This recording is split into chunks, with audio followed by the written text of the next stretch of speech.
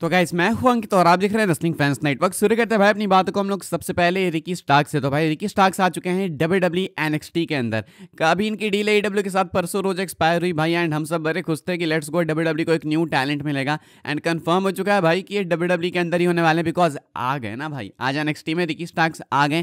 Theme song वगैरह क्या है वो सब कुछ नहीं पता, क्राउड में से आते हैं Ricky Starks and he was looking dope भाई, ऐसा लग रहा था कोई रैपर घुसाया है। अब ऐसे में WWE फैंस बहुत टाइम से इनका वेट कर रहे थे। जब जेड कारगिल WWE के अंदर आई थी ना, इन्होंने WWE के साथ 2023 में जब साइन करी थी डील, तब से फैंस वेट कर रहे हैं रिकी स्टार्क्स का। सबको पता है कि रिकी स्टार्क्स AEW के साथ खुश नहीं थे, सबको मालूम था कि भाई वो रास्ता ढूंढ रहे थे कैसे निकले AEW से।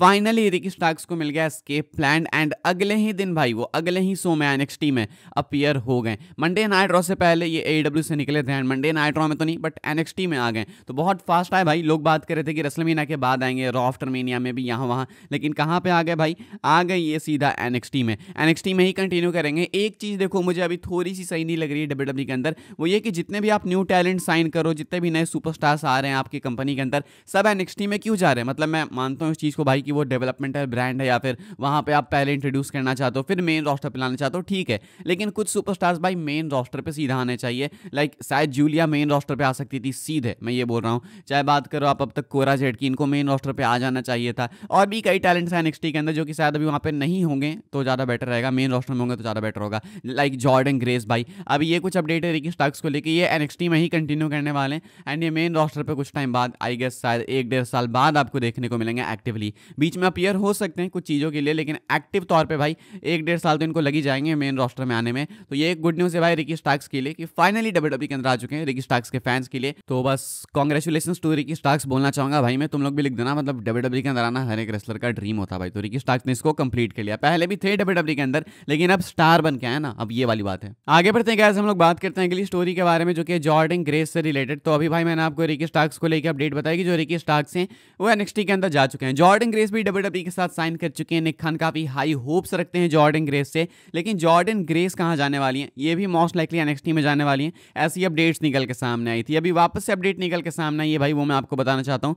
फाइटफुल सिलेक्ट की अपडेट है, कहा जा रहा है Jordan Grace is in Orlando Florida and will be starting with the NXT brand soon. अब ये NXT से पहले की रिपोर्ट थी, इसमें बताया गया कि वो ऑर्लैंडो फ्लोरिडा में, शायद वो इस हफ्ते भी आ सकती थी, मतलब आज के शो में, लेकिन आज वो नहीं आई। बट सून का मतलब ये है भाई कि वो जल्दी आपको देखने को मिलेंगी, मे बी अगले NXT के एपिसोड में या फिर उसके अगले एपिसोड में। बट मैं इतना आपको गारंटी दे सकता हूँ भाई कि जॉर्डन ग्रेस आपको जब भी देखने को मिलेंगी स्टैंड एंड डिलीवर में डेफिनेटली कंपीट करते हुए देखने को मिलेंगी। वो एक मेजर शो होता है रेसलमेनिया वीकेंड में, वहाँ पे मेजर मैचेस होते हैं, एंड आई एक्सपेक्ट कि वहाँ पे जॉर्डन ग्रेस को एक बड़ा मोमेंट मिलेगा, डिजर्व करती हैं। ऑलरेडी काफी स्टैब्लिश्ड है, निक खान के काफी हाई होप्स हैं, एंड निक खान को सबसे पावरफुल मैन कहते हैं भाई करेंटली रेसलिंग के अंदर। मतलब उनसे भी बहुत ऊपर ऊपर पोस्ट पे लोग हैं, लेकिन नॉर्मली निक खान की ज़्यादा चलती है, एंड वो बिजनेसमैन बहुत ज़्यादा हैं, मतलब बिजनेस माइंडेड बहुत ज़्यादा हैं। तो इसलिए निक खान ने अगर आपको अप्रिशिएट कर दिया then you are in a good spot, and Jordan Grace currently उसी स्पॉट में है। सो बहुत अच्छी चीज़ है भाई, जॉर्डन ग्रेस के लिए NXT से स्टार्ट करेंगी, बहुत जल्दी करेंगी, एंड आई होप कि जॉर्डन ग्रेस, रिकी स्टार्क्स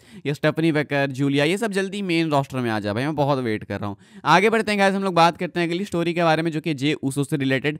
तो भाई जे उसो का रंबल जीतना अपने साथ काफ़ी सारी कॉन्ट्रोवर्सीज को लेके आया, काफ़ी सारे क्वेश्चंस आए कि अगर आपको जे उसो को रंबल जीताना था, एंड जब आपको जे उसो गुंथर रेसलमेनिया के लिए बुक करना ही था, तो सैटरडे नाइट्स मेन इवेंट में आपने इनका मैच फिर क्यों कराया। फिर सवाल आए थे भाई कि शायद ऐसा हो सकता है कि इन्होंने बाद में डिसाइड करा हो लास्ट मोमेंट में कि जे उसो को जिताएंगे। अब ऐसे में अपडेट निकल के सामने आई है फाइटफुल सिलेक्ट की, यहाँ पे कहा जा रहा है Jey Uso winning the 2025 men's Raw Rumble match had been planned for a while. Gunther being picked as Jey's opponent for WrestleMania was planned before their match at Saturday Night's Main Event on January 25। तो यहाँ पे कहना है Fightful select का कि जे उसो का rumble जीतना बहुत पहले से प्लान था, एंड ये रिपोर्ट शायद रेसलिंग ऑब्जर्वर की तरफ से भी आई थी, उन्होंने भी सेम कहा था, लेकिन उन पर कोई भरोसा नहीं करता अभी फिलहाल। तो कहना फाइटफुल सिलेक्ट का कि भाई जे उसो का जीतना बहुत पहले से प्लान था। ऑल्सो ये कब प्लान हुआ था भाई जे उसो गुंथर का रेसलमेनिया मैच, इनके सैटरडे नाइट्स मेन इवेंट वाले मैच से पहले, यानी कि WWE को पता है कि हम 25 तारीख को सैटरडे नाइट्स मेन इवेंट में इनका मैच कराएंगे, वर्ल्ड टाइटल मैच होगा, सेम मैच होगा, लेकिन इसके बावजूद WWE वाले भाई ये भी डिसाइड करके बैठे हैं कि रेसलमेनिया में भी फिर से ये मैच कराएंगे। एंड ऐसा नहीं है कि सैटरडे नाइट्स मेन इवेंट कुछ बहुत पहले हुआ था, 25 जनवरी भाई, लाइक एक हफ्ते पहले हुआ था रॉयल रंबल से। तो अब यहाँ पे भाई WWE वालों ने कुछ फंबल किया है, ये तो बाद में पता चलेगा। मुझे लगता है कि शायद इनके मैच में, रेसलमेनिया मैच में स्टिपुलेशन ऐड करेंगे। आई रियली होप कि करे भाई, वरना फिर कोई सेंस नहीं बनता सेम मैच रिपीट करने का। एंड हमें पता है भाई कि इस बार ये काफ़ी प्रेडिक्टेबल हो गया, जे उसो जीत जाएंगे, नहीं जीतेंगे भाई तो सब कुछ आप रून कर दोगे फिर से, फिर उनको वर्ल्ड टाइटल तक तक वापस से लेके जाओगे तो फिर वो सबसे रिपीटेटिव प्रोसेस लगेगा मुझे। तो वैसे में बेटर है कि जे उसो अब जीत ही चुके हैं रंबल, रेसलमेनिया के लिए मैच कंफर्म ही हो चुका है, तो दे ही दो एक वर्ल्ड टाइटल अपॉर्चुनिटी, मतलब वर्ल्ड टाइटल विक्ट्री दे दो, अपॉर्चुनिटी तो मिल गई। देखते हैं कैसा परफॉर्म करते हैं जे उसो, क्या पता भाई बहुत आउटस्टैंडिंग ही परफॉर्म करें। तो ये कुछ न्यूज़ है जे उसो को लेकर, कुछ अंदर की इंटेल निकल के सामने आई थी भाई, सो आई थॉट आपको बताते हैं। आगे बढ़ते हैं गाइस, हम लोग बात करते हैं एक बहुत ही क्रेजी पिच के बारे में जो कि सार्लेट फ्लेयर से रिलेटेड, एंड पिच करा है मार्क हेनरी ने। मार्क हेनरी का कहना है भाई कि सार्लेट को आपको दोनों टाइटल देनी चाहिए, यानी कि women's championship and women's world championship. अभी क्या कहते हैं बो रेडियो में, आप देख लो भाई ये स्क्रीनशॉट, ये graphic. I would do Tiffany Stratton and Rhea Ripley, winner takes all, that way Charlotte Flair can win it and she would get 2 titles which would make her have 2 wins and move her from 14 to 16। तो यहाँ पे कहना है भाई Charlotte flare के बारे में mark Henry का कि ये चाहते हैं कि विनर टेक्स ऑल मैच में सार्लेट फ्लेयर डबल टाइटल जीत जाए। अब ये दो तरीके से हो सकता है भाई, या तो आप ये मैच करा दो पहले रिया रिप्ली एंड टिफनी के बीच में, एंड इन दोनों में से किसी एक को डबल चैंपियन बना दो एंड उसके अगेंस्ट सार्लेट का मैच कर दो, यानी तो आप रेसलमेनिया में भाई ये ट्रिपल थ्रेट मैच कर सकते हो डबल टाइटल के लिए, एंड वहां पे आप सार्लेट को जिता के उनको डबल चैंपियन बना सकते हो। इससे क्या होगा, इससे कहना है मार्क हेनरी का कि इससे ये होगा कि सार्लेट फ्लेयर जो है ना रेलेवेंट हो जाएगी बहुत ज़्यादा, एंड ये 14 टाइटल विक्ट्री से सीधा 16 पे पहुंच जाएगी। तो इस पे फैंस बिल्कुल खुश नहीं है, आपको मालूम है भाई कि फैंस ऑलरेडी पसंद नहीं करते हैं सार्लेट को, उनके पुश को, एंड अब यहाँ पे आप डबल टाइटल की बात करो तो भाई फैंस तो बिल्कुल नहीं एक्सेप्ट करने वाले इस चीज़ को। तो मार्क हेनरी को बहुत ट्रोलिंग मिली है भाई इस स्टेटमेंट के बाद। फिलहाल मुझे ऐसा लगता है कि ये स्टेटमेंट डिजर्व भी करता था भाई, लाइक डबल टाइटल क्यों देना भाई, अच्छी रेंज चल रही है टिफनी की, रिया रिप्ली से लेनी है तो ले लो टाइटल, टिफनी से मत लो, या मैं तो ये बोलूंगा। लेकिन अब मैच इनका भी कंफर्म है रेसलमेनिया के लिए ऑलमोस्ट, हमें पता है कि टिफनी एंड सार्लेट होने वाला है, तो ऐसे में डबल टाइटल का कोई स्कोप नहीं है, लेकिन फिर भी भाई स्कोप जहाँ नहीं है वहाँ पे भी मार्क हेनरी स्कोप क्रिएट करने की कोशिश कर रहे हैं, इसलिए थोड़ी ट्रोलिंग हो गई है लेजेंड की, बट क्या कर सकते हैं। आगे बढ़ते हैं गाइस, हम लोग बात करते हैं अपनी आखिरी स्टोरी के बारे में जो कि रेसलमेनिया 42 को लेके।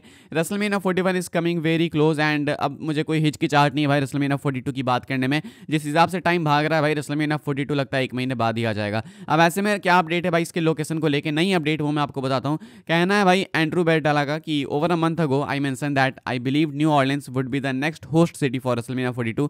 आई still stand by that prediction and think that an official announcement could come as early as next week, stay tuned for updates. तो उनका कहना है कि इनका मानना था कुछ टाइम पहले कि न्यू ऑर्लियंस से ही रेसलमेनिया होगा, एंड अपडेट वगैरह निकल के सामने भी आई बीच में कि डब्ल्यूडब्ल्यू वाले न्यू ऑर्लियंस से कंसीडर कर रहे हैं रेसलमेनिया 30, रेसलमेनिया 34 जहां से हुआ वहीं से रेसलमेनिया 42 करने के लिए। तो फैंस इससे कुछ खुश भी थे कुछ नहीं भी थे, मुझे लगता है भाई कर सकते हैं यार, 8 साल तो बहुत हो गया ना, 34 हुआ था आखिरी बार वहां पे, तो 42 वहां पे कर सकते हैं। इनका कहना है कि डब्ल्यूडब्ल्यू वाले अगले हफ्ते तक कुछ अनाउंस कर सकते हैं, हो सकता है कि अनाउंस कर दे कि रेसलमेनिया 42 न्यू ऑर्लियंस होगा। मुझे भी ऐसा लगता है भाई, अगर ये किक ऑफ शो करते, वो जो किक ऑफ होता है ना रेसलमेनिया का किक ऑफ जिन्होंने लास्ट ईयर किया था, वो करते तो वहीं पे अनाउंस कर देते, लेकिन अभी उसका कुछ स्कोप दिख नहीं रहा भाई, पता नहीं वो किक ऑफ कब होगा, या तो एलिमिनेशन चेंबर के बाद होगा। आई होप कि वैसा ही किक ऑफ हो, लेकिन ये रेसलमेनिया 42 कब अनाउंस होगा वो नहीं पता, हो सकता है कि जल्दी अनाउंस करें। इनका कहना है कि अगले हफ्ते या फिर उसके अराउंड डब्ल्यूडब्ल्यू कर सकती है अनाउंस वगैरह। फिलहाल भाई ये कुछ अपडेट है इस वाली वीडियो के लिए, आई होप्स आपको इन्फॉर्मेशन मिली हो तो वीडियो को लाइक करें, शेयर करें, सब्सक्राइब करें चैनल को, ताकि आने वाले टाइम के अंदर